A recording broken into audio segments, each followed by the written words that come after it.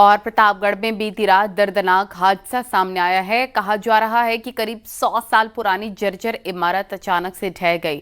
मलबे में दबकर 6 लोगों की जान चली गई है और प्रशासन ने मुआवजे का ऐलान भी कर दिया है।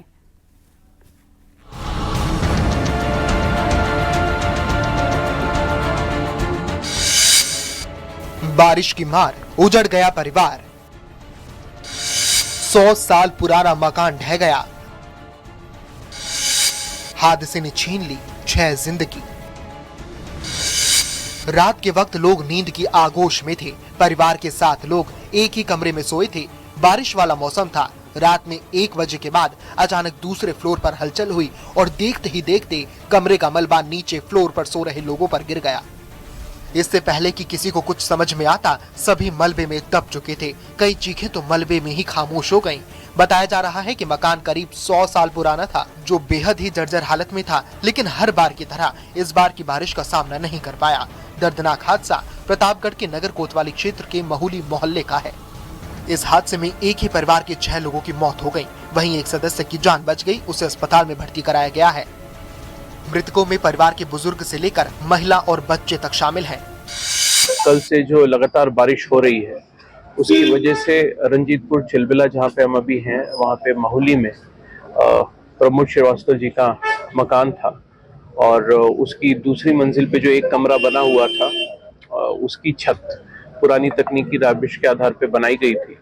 वो बारिश की वजह से दरदरा के गिरी और नीचे के तल की जो छत है उसको साथ लेते हुए वो गिर गई पूरी तरह से। हादसे की सूचना मिलते ही जिला प्रशासन और पुलिस मौके पर पहुंच गई।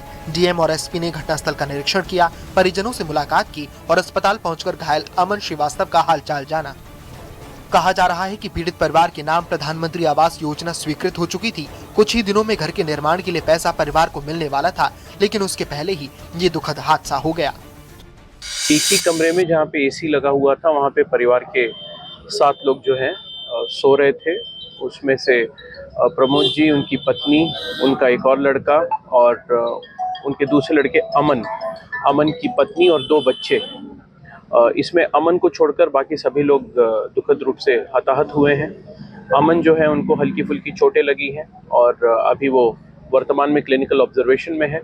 और पूरे परिवार का इस प्रकार से एक साथ समाप्त हो जाना निश्चित तौर पे बहुत ही हृदय विदारक है।